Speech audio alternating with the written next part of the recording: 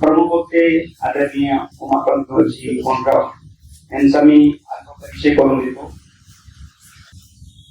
आजच्या या पवित्र हिंदू साम्राज्य दिनाचे मुख्य विचारपीठ ज्यांच्या अमोघ वाहिनीने अलंकृत होणार आहे ते आजचे आपले प्रमुख वक्ते शिक्षण महर्षी आदरणीय प्राध्यापक उमाकांतजी कोंडराव सर. मी सर्व शिवभक्ताच्या वतीने सरांचे व्यासपीठावर आगमन झालेले आहे. शैक्षणिक क्रांतीचे जनक लातूरच्या शैक्षणिक पॅटर्नला राष्ट्रीय ओळख मिळवून देणाऱ्या सरांचा सिंहाचा वाटा आहे.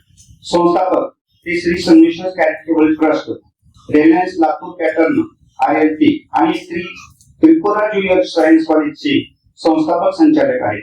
त्यांच्या मार्गदर्शनाखाली हजारो विद्यार्थी आज IIT, नीट आणि NDA मध्ये देशात संपत आहेत. सामाजिक बाजारकी, गरीब, वंचित आणि गरजू विद्यार्थ्यांना मोफत शिक्षण देऊन सरांनी समाजासमोर एक मोठा आदर्श ठेवला आहे. मूळगाव तोंडाळ, तालुका उदगीर, जिल्हा लातूर. शिक्षण MA BEd, व्यवसाय अध्यक्ष श्री संगमेश्वर चॅरिटेबल ट्रस्ट लातूर. संघ कार्य तृतीय वर्ग शिक्षित आहेत सर. संघाचे माजी प्रचारक आहेत हिंदू एकजूट माजी प्रचारक, हिंदू एकजूट महासचिव, सहसचिव महाराष्ट्र प्रदेश, राम जन्मभूमी आंदोलन आणि 1990 ते 1992 दोन्ही कारसेवा जिल्हा प्रमुख असं सरांचं आतापर्यंत दायित्व आहे. सरांना विनंती करतो की आम्हाला मार्गदर्शन करा.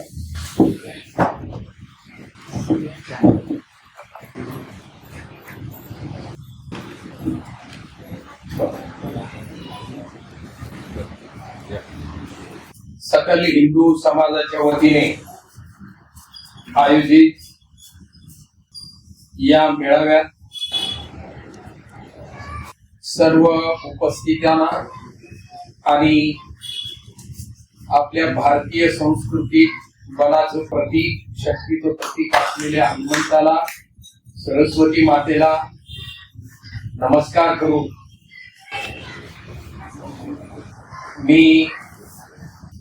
मला आज ज्यांनी या ठिकाणी निमंत्रित केलं ते प्रवीणजी बारबोलेजी, आमचे स्नेही आपल्या लातूर मधले कवी महादेव ढमणेजी. आता ज्यांनी माझा सत्कार केला ही ST कॉलनी वसत असताना कुलसुरे साहेब, जाधव सर, सगळे STतले आमचे कर्मचारी, निळ्या पॅन्टी, निळे शर्ट, दणके, ढोले, फुटणे ही सगळी मंडळी खऱ्या अर्थाने फार जुने स्नेही मित्र आहेत. आणि मी ज्यांच्या बरोबर एक गावातला माणूस वाढलो, सहवासात राहिलो असे माझे सर्व शिक्षक मित्र, ज्येष्ठ शिक्षक मित्र आणि या वस्तीतील सर्व माता भगिनी. खरं पाहिलं असता शिवाजी महाराजांचा राजारोहण समारंभ भारताच्या इतिहासातील एक महान दिवस आहे. छत्रपती शिवाजी महाराजांच्या पूर्वी 711 साली, इसवी सन 711 साली गजनीच्या मोहम्मदाने सिंध प्रांतावर राजा दाहिर यांच्यावर आक्रमण केलं आणि यवनी आक्रमणामध्ये पहिला प्रांत आपला मुस्लिम आक्रमकांनी पादाक्रांत केला तो सिंध प्रांत. सरहद प्रांत पार करून सिंध प्रांतामध्ये हे सगळे लोक आले आणि राजा दाहिर एक महान सम्राट त्या काळातला, पराभवाला पहिला बळी पडलेला महापुरुष आहे. गजनीच्या मोहम्मदानी 17 आक्रमण केली. सोरटी सोमनाथ लुटलं. सोरटी सोमनाथावर 17 आक्रमण त्यांनी केली.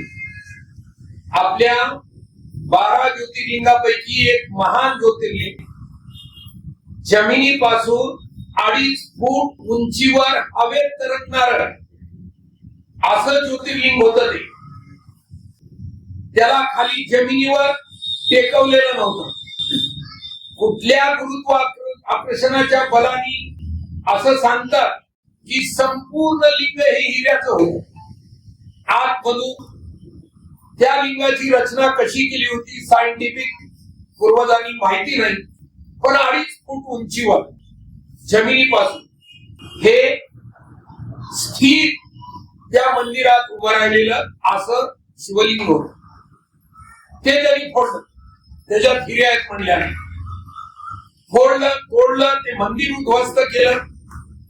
म्हणजे आजच्या गुजरात, सिंध प्रांत ओलांडून गुजरात प्रांत, राजस्थान प्रांत, पंजाब प्रांत, सरहद प्रांत, पूर्ण आजचा जो पाकव्याप्त काश्मीर आहे तो, या सर्व भागावर या पहिल्या आक्रमणाने गजनीच्या मोहम्मदानी उच्छेद घातला. मग दुसरं आक्रमण आलं घोरीचं, मोहम्मद घोरीचं. तिसरं आक्रमण आलं अल्लाउद्दीन खिलजीचं. चौथं आक्रमण आलं या देशामध्ये चंगीज खानचं, मंगोलियन चंगीज खान, तैमूरलंग यासारख्या अत्यंत क्रूर कर्दनकाळ राक्षस, यवनी राक्षस आपल्या देशावर चालून आले.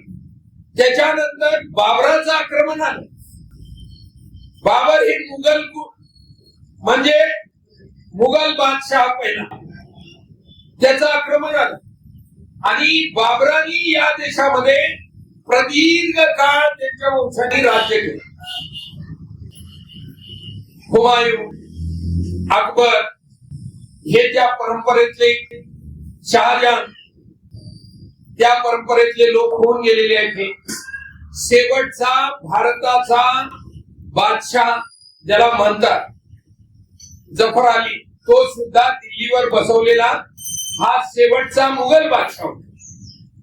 त्याला जिंकून इंग्रजांनी दिल्ली आपल्या ताब्यात घेतली, पण त्याला नामधारी बादशाह होता.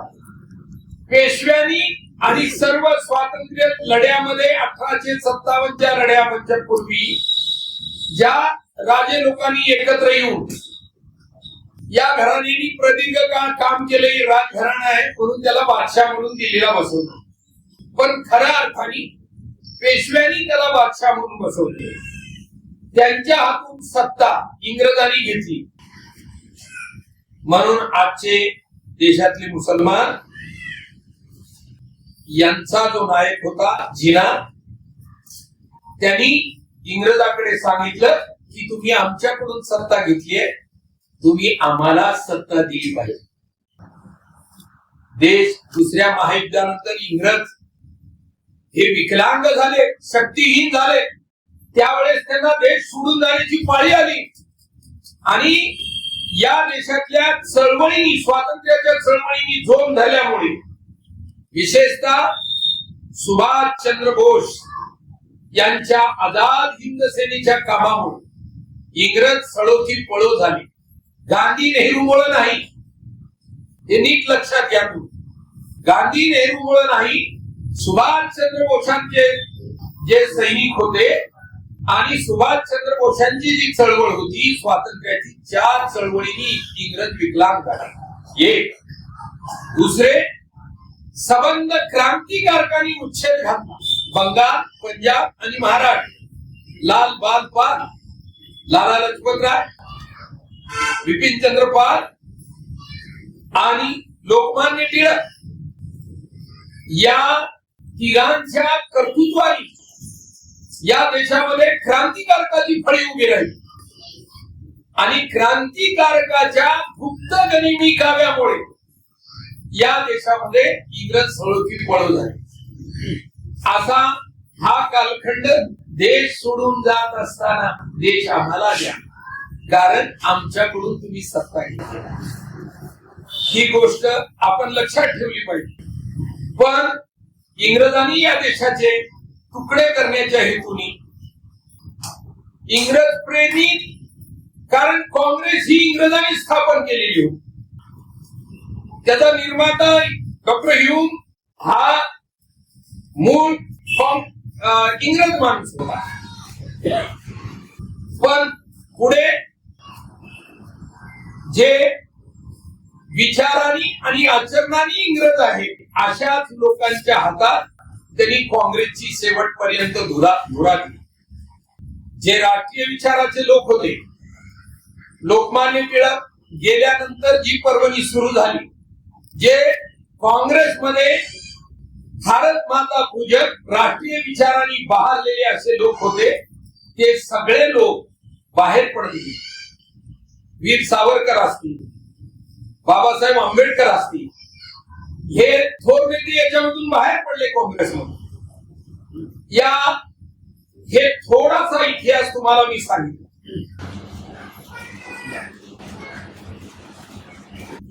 711 ते आपल्या देशामध्ये छत्रपती शिवाजी महाराजांचा 6 जून 1674 ला रायगडावर राजारोहण समारंभ झाला. म्हणजे छत्रपती राजे होईपर्यंत या देशामध्ये मुघली तापाखाली सगळा आपल्या भारताचा भूमंडल हा तुडवला जात होता. माता भगिनीची या ठिकाणी शून्य किंमत होती, उपभोगाची वस्तू असं तिचं दर्शन होतं. माता भगिनीच्या रूढी परंपरा हिंदू समाजाच्या पूर्ण या मुघली कालखंडामध्ये बदलल्या होत्या. वेदांनी, तुम्हाला एक उदाहरण सांगतो, वेदांनी प्राचीन संस्कृतीने माणसाचं आयुष्य 100 वर्षाचं ठरवलेलं आहे. 100 वर्षाच्या आयुष्याच्या 4 वाटणे केलेल्या आहेत. एक ब्रह्मचर्य आश्रम, एक गृहस्थ आश्रम, एक वानप्रस्थ आश्रम आणि शेवटचा संन्यास आश्रम. 100 वर्षाचं लाईफ. 25व्या वर्षीच गृहस्थ आश्रमात प्रवेश वेदांनी मान्य केलेला होता. तोपर्यंत गृहस्थ आश्रमात जाण्याच्या अगोदर लैंगिक सुखाचा अधिकार गृहस्थात म्हणजे ब्रह्मचारी आश्रमातल्या लोकांना नव्हता. 25व्या वर्षी विवाह करून गृहस्थ आश्रमात जावे आणि गृहस्थ आश्रमात वैवाहिक सुख उपभोग असो, तो विषय वेगळा आहे. पण 4 आश्रमामध्ये लाईफ विभागलेलं होतं. हे का सांगायला लागलो? उपवर झालेली मुलगी घरात सुरक्षित नाही या यवनांच्या मुलीमधून 10 वर्षाची मुलगी, 8 वर्षाची मुलगी, पोटाला सुद्धा जी गरोदर महिला आहे, मुलगी झाली तर माझ्या लेकराला देणार, अशा प्रकारच्या वाईट प्रथा या यवनी आक्रमकामुळे बालविवाह पद्धती आपल्याकडे आली, सतीची चाल आपल्याकडे आली. या गोष्टी आपल्या इतिहासामध्ये नव्हत्या. या दुष्ट प्रवृत्ती आपल्याकडे नव्हत्या. सतीची चाल, पती गेल्यानंतर 7 जन्माचा अधिकारी, माझा नवरा जर मारला गेला तर काय जगण्याचा अर्थ आहे तिच्या आईला. म्हणून आईनी, त्या माता भगिनीनी, मग हे बघा राजस्थान मधल्या चित्तोड मध्ये आजही गेलात तुम्ही तर या ठिकाणी पद्मिनीने जोहर केला, तिच्या बरोबर हजारो स्त्रियांनी जोहर केला. ते हे ठिकाण आहे, ते हे झाड आहे, ती हीच जागा आहे. तुम्हाला त्या चित्तोडच्या किल्ल्यामध्ये दिसते. असे अनेक माता भगिनी जे इतिहासाला माहिती नाही, अशा शुद्ध चारित्र्याच्या कुलवंत स्त्रियांनी आपल्या देहाचं समर्पण केलं. या क्रमाने मुसलमानांची गुलामगिरी, इस्लामचं राज्य म्हणजे दास्यत्व, गुलामी, नीच जीवन. शुद्ध जीवनाच्या हिंदू समाजाच्या वाट्याला दास्यत्व आलं, गुलामगिरी आली, धर्मांतर आलं. लाखो हिंदू बांधवांनी ख्रिश्चन आणि मुस्लिम या देशामध्ये झाले. हे आमच्या रक्ताचे नातेवाईक आहेत, रक्ताने बांधलेले आहेत. पण कधी काळी यांचे पूर्वज हे आमचे बंधू होते. धर्मांतरासारखी वाईट परंपरा या देशाच्या इस्लामी आक्रमणाने सुरुवात झाली. सतीची जात इस्लामी आक्रमकाची देण आहे. बालविवाह इस्लामी आक्रमकाची देण आहे. याचबरोबर जगाला लांभूत करील अशी कलाकृती आणि शिल्पे, वेरूळचे लेणी असतील, दूरची कुठल्याही प्रांतात गावोगाव हेमडपंथी वेगवेगळ्या कलाकुसरीनी, राजस्थानी कलाकुसरीनी बांधलेली मंदिरं असतील, ही सगळी मंदिरं आणि या मूर्ती अबोल असलेल्या पण खऱ्या अर्थाने ज्यामध्ये प्राण नाही पण प्राण प्रतिष्ठा केल्यासारखं ज्या मूर्ती, बोलणाऱ्या मूर्ती या यवनाला कधीही आपल्या वाटल्या नाही. त्याच्यावर घाव घातले आणि स्वतःला औरंगजेबासारखा बादशाह भूत सिकन म्हणून गेला. कसली होती गुलाबगिरी? एक तर आमच्या राज्यामध्ये राहायचं असेल तर धर्मांतर करा, इस्लाम कबूल करा. नंबर 1. नाही तर मृत्यू स्वीकारा. नाही तर तिसरा, हिंदू म्हणून जगायचं असेल तर टॅक्स द्या, जिजिया कर द्या. महादेवराव, टॅक्स द्या, जिजिया कर द्या. म्हणजे जमिनीला शेतसारा सरकार वसूल करतंय. तसं हिंदू म्हणून जीवन जगताना एवढी कालखंडामध्ये आपल्याला टॅक्स द्यावा लागत होता. तो जिजिया कर हा शर्यतीने लावलेला इतर धर्मीयावरचा कर होता.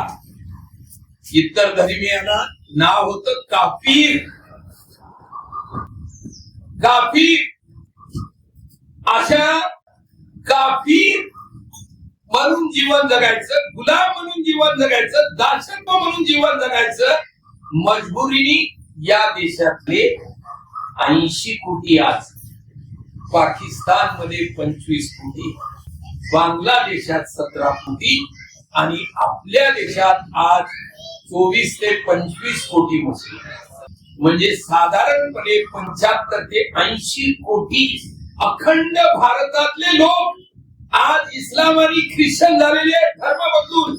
हे आपल्याच रक्ताचे नातेवाईक आहेत, आपल्याच पूर्वजाचे बंधू आहेत, आपलेच बंधू आहेत. यांच्याकडे पाहत असताना आपल्याला वेगळ्या नजरेने बघून आपल्याला या परिवर्तनाच्या चळवळीत सहभागी व्हावं लागणार आहे. और इसकी ललकार, या गोष्टीची सुरुवात छत्रपती शिवाजी महाराजांनी नेताजी पालकरांचं धर्मांतर करून त्यांना धर्मांतरित केलं. नेताजी पालकरावर छत्रपती शिवाजी महाराज 1666 साली प्रतापगडाच्या पायथ्याला कुठल्या तर कारणावरून रागावल्यानंतर ते लगेच आदिलशहाकडे नोकरीला गेले. जा तुझं राजे सोडून चाल. राजाच होती, महाराज राजे नव्हते, पण सोडून चालू तुझी सोबत म्हणून गेले. नाराज होत. एक मोठा माणूस आपल्याला सरदार गेला विजापूरच्या आदिलशहाकडून. मिर्झा राजे जयसिंगाने त्याला परत घेतलं आणि मुघल बादशाहीमध्ये त्याला 50,000ची मनसुबी आणि जहागिरी त्याला बहाल केली. नेताजी पालकराला मुघलांच्या दरबारात दिल्लीला सहभागी. प्रसंग असा आहे की मुघलांकडे ते जॉईन झाल्यानंतर शिवाजी महाराजांना मिर्झा राजे जयसिंगांनी छत्रपती संभाजी महाराजांना शिवाजी महाराजांना पकडून आग्र्याच्या किल्ल्यात बंदिस्त केले. तिथून शिवाजी महाराज सुटले,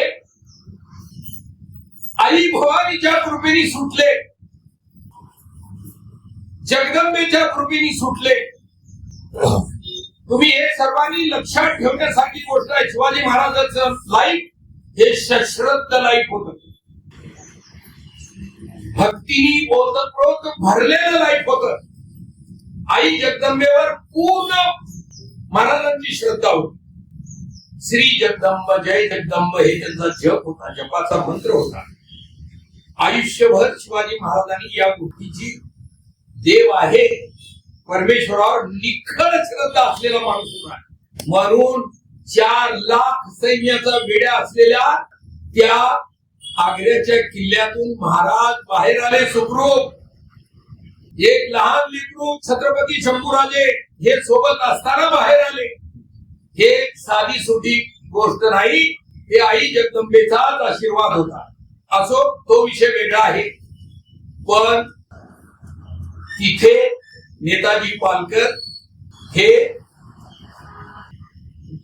सरदार म्हणून जॉईन झाले आणि महाराज सुटल्याबरोबर औरंगजेबाची हात तळपायाची मस्तकाला गेली आणि माझ्या सैन्यामध्ये असलेले मराठा जेवढे लोक आहेत, जे महाराष्ट्रीयन लोक आहेत, ते मुस्लिम असतील किंवा हिंदू असतील, या सगळ्यांनी या कामामध्ये त्यांना मदत केली. असा राग आला आणि राग आल्यानंतर नेताजी पालकराला समोर बोलून एक तो इस्लाम कबूल कर, नाही तो मौत कबूल कर असं सांगितल्याबरोबर नेताजी पालकर मुस्लिम झाले. मुस्लिम झाल्यानंतर त्यांच्या 2 बायकालाही बोलावलं, इसके घरवालों को भी बोला आणि घरवाल्यांनाही बोलावलं आणि त्यांनाही धर्मांतरित केलं आणि त्यांचा निकाल लावला. हे महाराजांना कळलं. महाराज रायगडावर आले, सुखरूप आले. त्या सगळ्या घटना तुम्हाला माहिती आहे. पण महाराजांना पश्चाताप या गोष्टीचा झाला, माझा एक पठ्ठा सरदार धर्मांतरित झालेला आहे. त्याला धर्मात घेणं आणि त्याचं पुनरुज्जीवन करणं हे माझं काम आहे. आणि या गोष्टीने नेताजी पालकरांचं महाराजांनी धर्मांतर केलं. पुन्हा आपल्या घरवापसी केली आणि घरवापसी करून त्यांना हिंदू करून आपल्या घरातली पुन्हा त्यांच्या लेकरांना नातं जोडलं.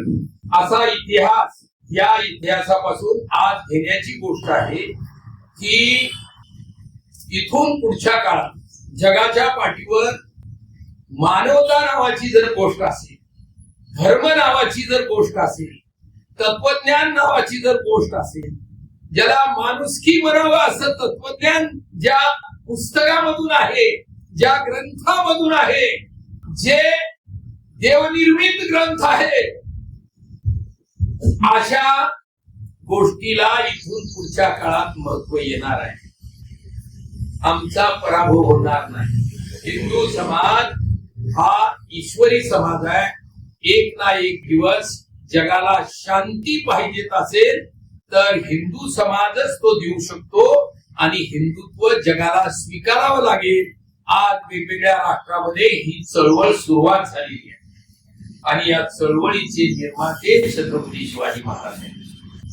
मूळ शिवाजी महाराज आहेत. आणि हा बंदुकीने सुटणारा प्रश्न नाही, तर आपल्याकडे असलेल्या तत्वज्ञानाच्या अमोल संपत्तीनी आपण आपल्या जगण्यातून, व्यवहारातून या लोकांना परिवर्तित करण्याची वेळ आता आलेली आहे. जगावर हे काम ईश्वराने आपल्या या पिढीवर सोपवलंय.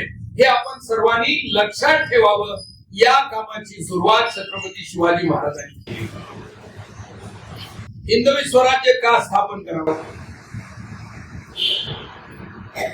स्वराज्य स्थापन करण्याची वेळ आली. चंद्रराव मोऱ्यासारखा जावळीचा माणूस, सख्खा मामा, तो बी तू राजाच कराय. तू राजा नाहीस. तुला काम, तुझ्या राजाचा तुझा का झेंडा आहे? तुला कोणी पूर्ण अधिकार दिलाय? तू अधिकारी आहेस. तू कोण आहे? तुझं काय म्हणणं आहे का? बादशाहचा ऐकणार, बादशाह राजा आहे. असे गावगावचे वतनदार, जागीरदार, पाटील, देशमुख, देशपांडे सगळे एका ब्राह्मण म्हणून देशपांडेचं नाव घेतलं, ब्राह्मण म्हणून म्हणू नका. सगळ्या देशपांडे, सगळ्यात पटवारी आहेत, सगळ्या जातीचा येते. आणि मग अशा वतनदारांच्या वतनदारिक्या निजामानी दिले, आदिलशहानी दिले, मुघलांनी दिले, यांनी दिले, त्यांनी दिले. हे कोण? शिवाजी महाराज. अशी स्थिती ज्यावेळेस निर्माण झाली त्यावेळेस महाराजांना या भूमीचा राजा होणं आवश्यक वाटलं. म्हणून राज्याभिषेक करणं हे आवश्यक होतं. या राज्याचा झेंडा 16व्या वर्षी ठरवलं होतं. 16व्या वर्षी रोहिणेश्वरावर रुद्राभिषेक करून 10-12 मावळ्यांना सोबत मुलांना घेऊन यवनी तापानी पादक्रांत झालेल्या या भूमीला, माया बहिणीच्या अब्रूला आयबुतीचे लक्तरे पडत असलेल्या या भूमीला, या अत्याचारातून सोडवण्यासाठी महादेवा मला आशीर्वाद दे. हिंदवी स्वराज्य मी स्थापन करतोय. महादेवाला आशीर्वाद मागितला आणि हिंदवी स्वराज्याची स्थापना केली. पण हिंदवी स्वराज्य हिंदूंचं राज्य 711 नंतर पहिल्यांदा भारताच्या भूमीत 600 वर्षानंतर उभं राहिलं. म्हणजे राजा दाहीर पडल्यानंतर शिवाजी महाराज उभा राहिला 600 वर्ष लागली. म्हणून शिवाजी महाराजांनी जी कृती केली, तो व्यवहार केला, तो राज्याभिषेकाच्या रूपाने अवतीर्ण झाला. एक राजा, हिंदू राजा या देशाला मिळाला. मग आपल्याला मीर बाकी हा बाबराचा सेनापती, या बाबराच्या सेनापतींनी मथुरा तोडली. या बाबराच्या सेनापतींनी पहिल्यांदा दिल्ली तोडली. दिल्लीच्या अत्यंत पवित्र अशा इमारती आणि मंदिरं पहिल्यांदा तोडली. त्यानंतर मथुरा तोडली. मथुरेनंतर राम मंदिर तोडलं आणि राम मंदिरानंतर काशी विश्वनाथ मंदिरापर्यंत ही स्वारी. वाटेतले अनेक मंदिरं उद्ध्वस्त केली. तेजोमहल, ताजमहल सुद्धा उद्ध्वस्त याच लोकांनी केला. जे महादेवाचं मंदिर आहे आग्र्याचं, तेही याच लोकांनी नष्ट केलं. मंदिरावर आक्रमण सुरू झाली. ही आक्रमण छत्रपती शिवाजी महाराज राजे झाल्यानंतर थांबली. तोपर्यंत आक्रमण चालू होती. ही घटना आहे अफजल खान, आदिलशहाचा सेनापती, त्यांनी विजापूरला विडा उचलला. मुंबई शिवाजी को पकड के लाऊंगा, महाराणीचा मी आले. विडा उचलला. त्याच्या 65 बायका होत्या. त्या सगळ्या बायकाची कंदुरी केली त्यांनी निघण्याच्या अगोदर आणि त्यांचे थडगे केले. आज सुद्धा विजापूर इथून 200 किलोमीटरवर आहे. त्या 65 बायकाच्या थडगे आहेत त्या विजापूरला. आज इतिहासामध्ये हे सत्य पाहायला मिळतंय. काही बायला ठेवली, मी जिंकून येणार नाही एवढी दहशत निर्माण झाली. माझं काही बरं वाईट झालं तर ह्या बाया कोल्या कुत्र्याच्या वाट्याला जातील. माझ्या बायका या गोष्टी खाली तलवारीने त्यांनी सगळ्या बायकाला मारली. आला महाराष्ट्रामध्ये मंगळवेढ्याला आला. मंगळवेढ्याहून पंढरपूरलाही आला. सोलापूरला आला. सोलापूरहून तुळजाभवानी मंदिरात आला. त्या मूर्तीला हात लावलं त्यांनी.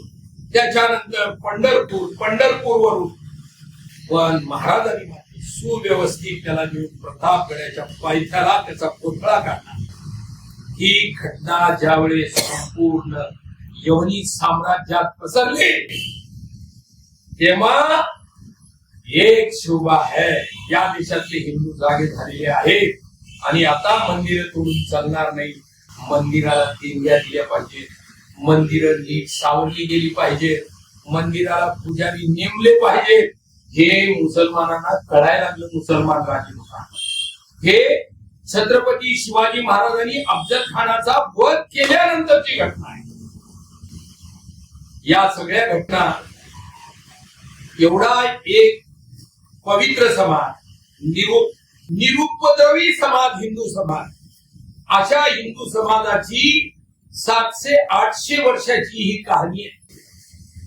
आणि अशा हिंदू समाजात एक छत्रपती शिवाजी महाराज झाल्यानंतर पहिल्यांदा हिंदवी स्वराज्याचा भगवा झेंडा झाला. झेंडा भगवा, राज्य हिंदवी, हिंदूंचं राज्य. आणि मूर्ख या देशाचा पहिला पंतप्रधान डिस्कव्हरी ऑफ इंडिया मध्ये म्हणतो पंडित नेहरू दारू, सह्याद्रीचा लुटारू, सह्याद्रीच्या खोऱ्यातला टाकू. छत्रपती शिवाजी महाराजाबद्दल हे वर्णन पंडित नेहरूंनी केलंय. त्यानंतर जे बाबरांनी इंग्रजांनी केलं, जे या देशावर गजनीच्या मोहम्मदानी केलं, मोहम्मद तुगलुकांनी केलं, खिलजीनी केलं, चंगीज खाननी केलं, तेच काम या देशाच्या पहिल्या पंतप्रधान आणि त्याच्या घराण्याने गेल्या 65 वर्ष त्यांच्या राजवटीत केलं. तेच काम केलं. आज वैभवशाली देश उभा राहिला. आमच्या नंतर सिंगापूर स्वतंत्र झाला, एकदम शक्ती संपन्न राष्ट्र उभं राहिलं. आमच्या बरोबरीने चीन उभा राहिला, एक शक्ती संपन्न राष्ट्र उभं राहिलं. आमच्या बरोबरीने जपान उभा राहिला, या शक्तिशाली, आज आर्थिक दृष्टीने शक्तिशाली राष्ट्र उभे राहिले. पण पंडित नेहरूच्या मुळे ही देशाची स्थिती या नेहरू घराण्यामुळे, त्यांना फॉलोअर्स आपण राहिलो, त्यांचे फॉलोअर्स आम्ही राहिलो. आतापर्यंत आपले डोळे उघडले नाही. 14 वर्षापूर्वी या देशात हिंदू सम्राट जन्माला आला मोदीच्या रूपाने. म्हणून 528 वर्षापूर्वी जे मंदिर तुटलं होतं ते मंदिर उभं राहिलं. हे राम मंदिर उभं राहिलं.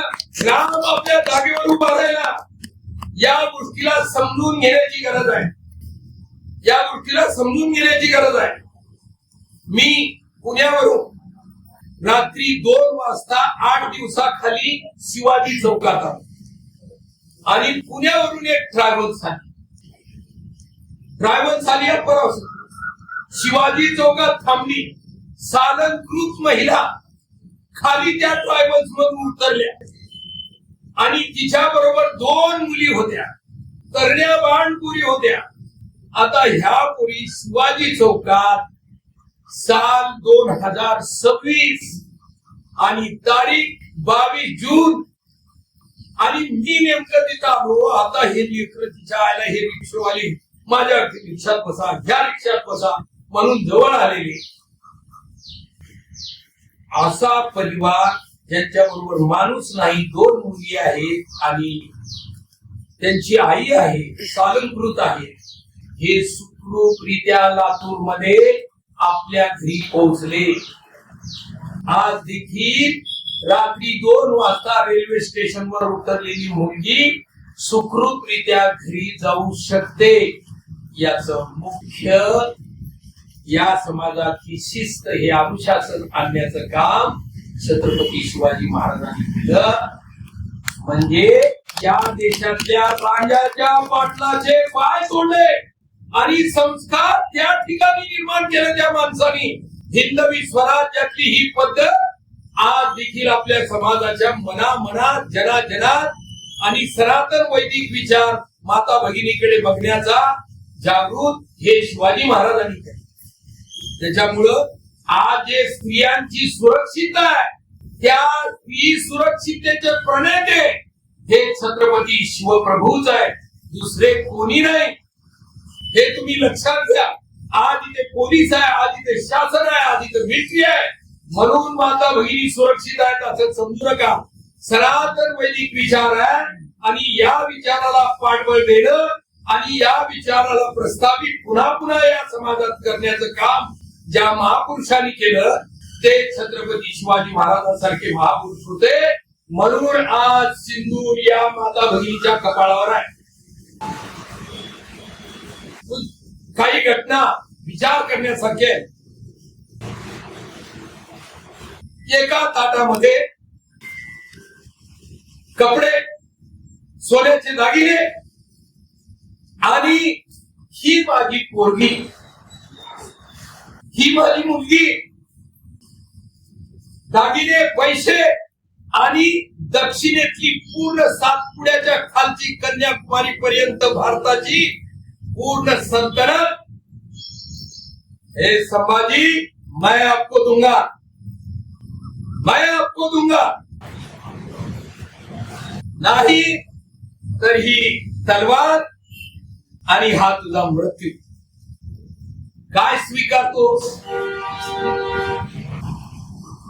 हे सल्तनत का मृत्यू? छत्रपती शिवाजी संभाजी महाराजांनी मृत्यू स्वीकारला, मरण स्वीकारलं. धर्मासाठी संभाजी महाराज गेले, धर्माच्या सुरक्षिततेसाठी संभाजी महाराज गेले. देश धर्म पर मिटने वाला शेर शिवा का छावा था, महापराक्रमी परम प्रतापी एक ही शंभू राजा था. तेज पुंज तेजस्वी आके निकल गई, दृष्टि गई तो क्या हुआ, राष्ट्रोन्नति का स्वप्न तो मिटा नहीं. दोनों हाथ कटे शंभू के, सत्कर्म कभी छूटा नहीं. दोनों पैर कटे शंभू के, ध्येय मार्ग से हटे नहीं. जिह्वा कटी, खून खाया, धर्म का सौदा किया. या देशातल्या तरुणांना अप्पाराव सर, पहिल्यांदा आम्ही लहान असताना पिक्चर कसले निघायचे, खांदा वेगवेगळे असे चित्रपट. त्या चित्रपटामधून शेती, रोटीला महाग असलेला समाज व शेतीचे खेड्यातली सगळे दृश्य, आठवड्यावर हिरोईन चालू, हे काय गोपन फिरवा लागले, पक्षी उडवा लागले, गाणे चालले, असे पिक्चर ब्लॅक अँड व्हाईटचे या देशामध्ये प्रसिद्ध व्हायचे.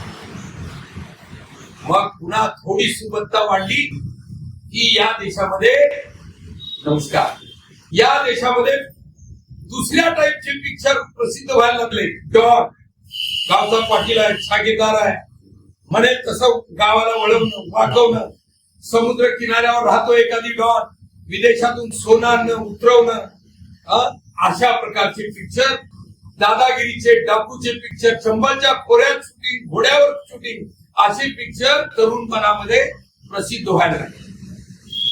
काळ बदलला, सुबत्ता वाढली, नोकऱ्या आल्या, सगळ्यांना रोटी मिळायला लागली. मग प्रेम रोग, तीन दिया है जान भी देंगे, असे पिक्चर. मग भारी भारी प्रेमाच्या प्रेम कथाचे पिक्चर सुरुवात झाली. अब समय बदल गया. आता पिक्चरच्या साईटवर गेलं की छावा प्रसिद्ध होतो. या देशातल्या देशभक्त तरुणाच्या मनात छावा आवडायला लागलेला आहे. धुरंधर म्हणजे अफाट पैसा कमवायला लागलाय, जगप्रसिद्ध चित्रपट निर्माण व्हायला लागले. आता यासारखे चित्रपट इथल्या तरुण पिढीला आवडायला लागले.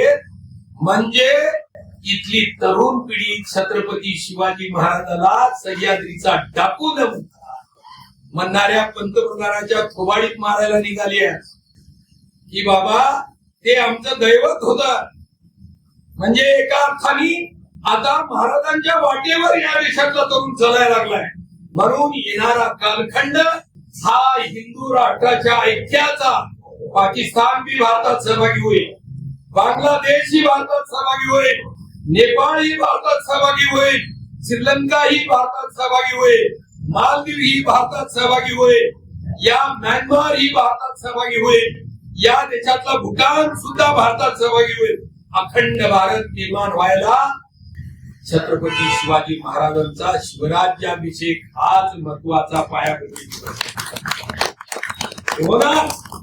हे झाल्याशिवाय राहणार नाही. आज ही परिवर्तनाची नांदी ही वाढत चाललेली आहे. 550 वर्षांनी राम मंदिर उभं राहते म्हणजे सामान्य गोष्ट आहे का? सामान्य गोष्ट नाही. आता राम मंदिर नाही, गावागावातली मंदिरं ज्या लोकांनी पाडलेले सुद्धा लोक उभे करतील आणि ते पाडणारे स्वतः पुढे येऊन उभं करायला लागतील. असा कालखंड इथून पुढचा कालखंड येणार आहे. हे आपण सर्वांनी लक्षात ठेवलं पाहिजे. आपण हिंदू राष्ट्राचे पाईक आहोत या विचाराला आपल्या मनामध्ये स्थान देणं आवश्यक आहे. आणि आपण अभिमानाने ज्याच्या मनामध्ये छत्रपती शिवाजी महाराज आहेत त्याच्या मनामध्ये धर्म आहे.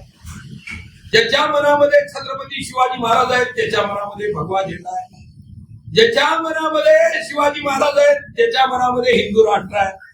ज्याच्या मनामध्ये छत्रपती शिवाजी महाराज आहेत, इस्लामी आक्रमणाचे तोटे काय ते त्याला कळतंय. हे आपल्या लेकरांना सांगण्याची गरज नाही, शिवाजी महाराज सांगण्याची गरज आहे.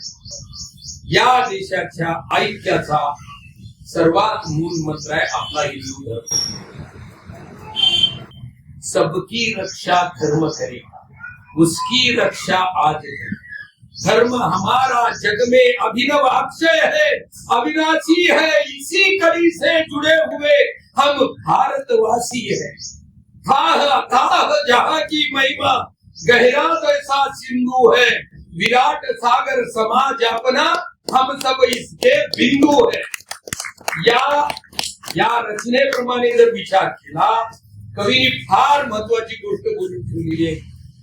हिंदू धर्म हे देशाच्या ऐक्याचा आधार आहे. बघा बरं, देश स्वतंत्र झाल्यानंतर पश्चिम बंगालमध्ये महाबंगालची विभाजन झालं. मोठ्या अखंड बंगाल राज्याचं आपल्या देशातलं सर्वात मोठं राज्य बंगाल राज्य होतं. मग आता राजस्थान, महाराष्ट्र याच्यापेक्षाही मोठं राज्य हे बंगाल होतं. बंगालची फाळणी हिंदू मुस्लिम तत्वावर झाली आणि या फाळणीतून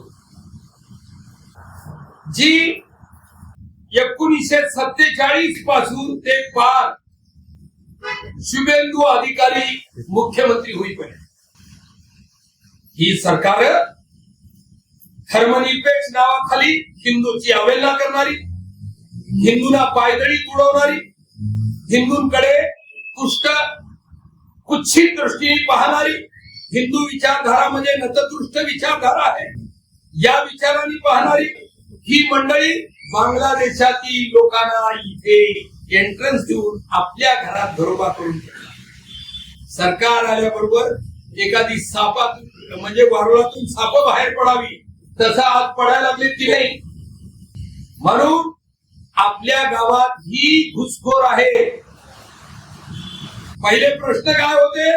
स्वातंत्र्याच्या पूर्वी आक्रमण, लूट, मंदिराची तूट आणि माता भगिनीची विटंबना. माता भगिनींना उचलून नेणं आणि त्यांना जनानखान्यात दाखल करणं किंवा त्यांचा नेऊन वाळवंटामध्ये लिलाव करणं. आता काय? स्वातंत्र्य मिळालं. स्वातंत्र्य मिळाल्यानंतर आम्ही काय केलो? आता सगळी जबाबदारी सरकारची. अब वतन दिल्ली के हवाले, वतन मुंबई के हवाले. दंगल झाली, सरकार जिम्मेदार. इथे लोक उठले, रात्रीतून कोणी जाळपोळ केली, सरकार जिम्मेदार. मंदिरात काही मंदिर विटंबना झाली, सरकार जिम्मेदार.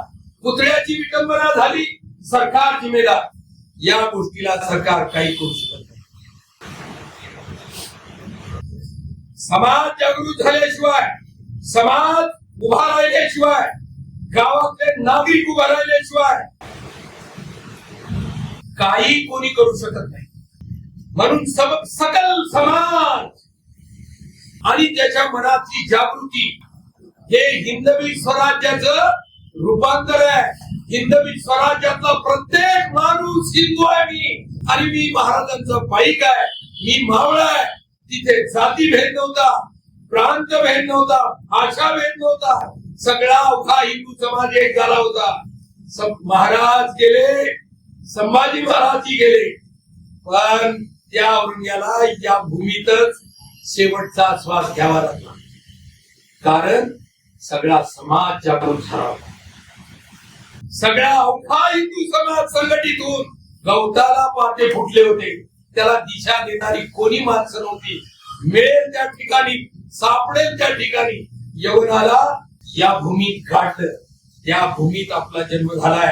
आणि आता हिंदवी स्वराज्य दिनाच्या निमित्ताने शिवाजी महाराजांच्या कर्तृत्वाची आठवण करत असताना या गोष्टी मनामध्ये ठेवून, जातीच्या बाहेर पडून, पंथाच्या बाहेर पडून, कोणी लिंगायत धर्म, कोणी हे धर्म, कोणी ते धर्म, कोणी ख्रिश्चन धर्म, कोणी हे अशा पद्धतीने चला, हे अशा पद्धतीने कोणी सांगत असेल तर हिंदू समाजाचं विखंडन होईल आणि खंड खंड हिंदू समाज होईल.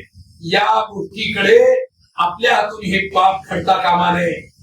हे पाप घडता कामा नये. अखंड हिंदू समाज संघटित ठेवणं ही शिवाजी महाराजांची खरी आठवण आहे. अखंड हिंदू समाज, दोन प्रसंग सांगून मी माझ्या बोलण्याला थांबवणार आहे. एक प्रसंग असा आहे, संभाजी महाराज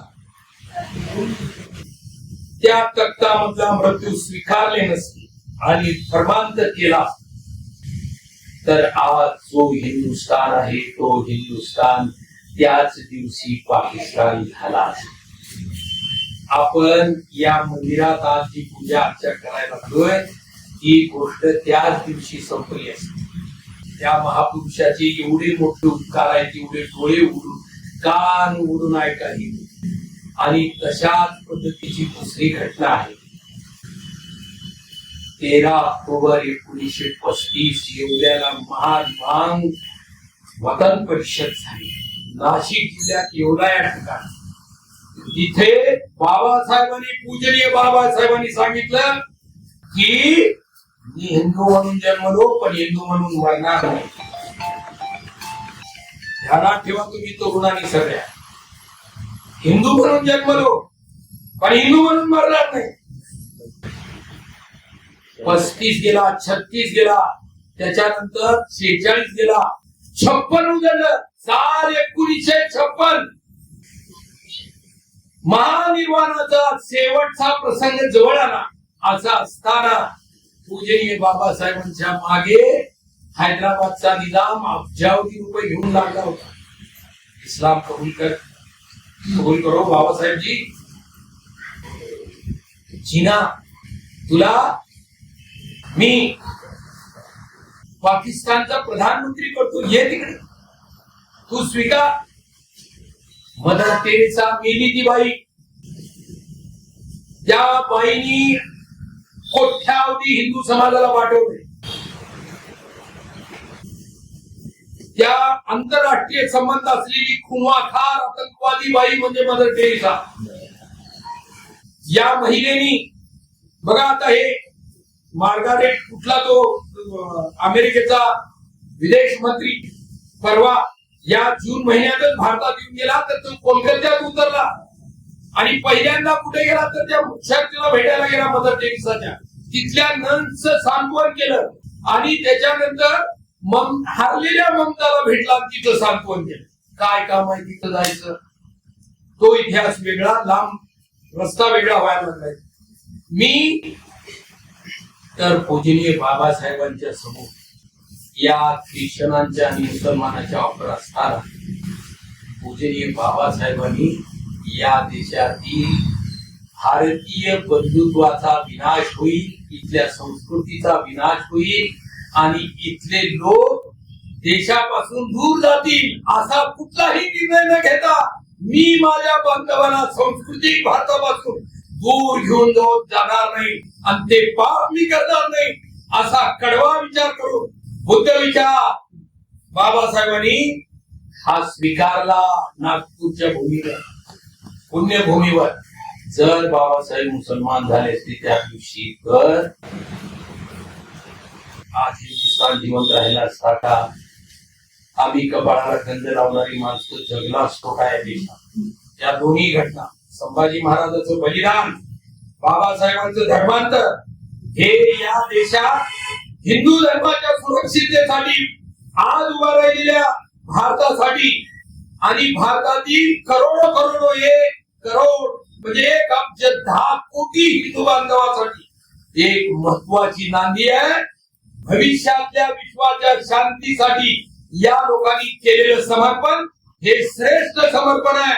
आणि या सगळ्या चळवळीचे महामेरू जर कोण असतील तर ते छत्रपती शिवाजी महाराज, स्वामी विवेकानंदाचे हिरो छत्रपती शिवाजी महाराज, सुभाष चंद्राचे हिरो छत्रपती शिवाजी महाराज, वीर सावरकरांचे हिरो छत्रपती संभाजी महाराज, डॉक्टर हेडगेवारांचे हिरो छत्रपती संभाजी महाराज, जेवढे राष्ट्रपुरुष होऊन गेले आणि राष्ट्रीय लोकमान्य टिळकाचे हिरो छत्रपती शिवाजी महाराज, या सगळ्या राष्ट्रीय चळवळीचा उद्गाता महापुरुष कोण असेल तर ते छत्रपती शिवाजी महाराज आहे. म्हणून शिवाजी महाराजांची आठवण आपल्या मुलाबाळांच्या अंतकरणात प्रस्थापित करण्यासाठी राजारोहणाचा शिवाजी महाराजांचा तो फोटो, ती तस्वीर आपल्या दालनात असणं म्हणजे एका शक्तीस्थळाचं दर्शन घेतल्यासारखं आहे. हे आपण सर्वांनी लक्षात ठेवावं.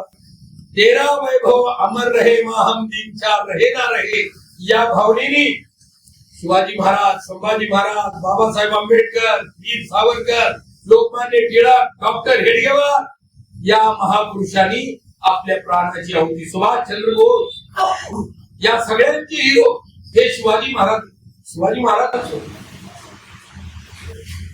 लास्ट 3 महापुरुषांनी राष्ट्रीय आणि आंतरराष्ट्रीय कीर्तीच्या संघटना जन्माला दिल्या. या देशाला स्वातंत्र्य मिळवून दिलं ते लोकमान्य टिळकांनी शिवजयंती सुरू केली. दुसरं कोणी नाही. वीर सावरकरांनी 6 सोनेरी पाने हे पुस्तक लिहिलं. त्यात एक पान छत्रपती शिवाजी महाराज. या देशातील तरुणाच्या समोर महाराजच असले पाहिजे हे सावरकरांनी. डॉक्टर हेडगेवारांनी शाखा सुरू केली पहिली. रायगडावर भगवा फडकला. 1674 साली राष्ट्रध्वज म्हणून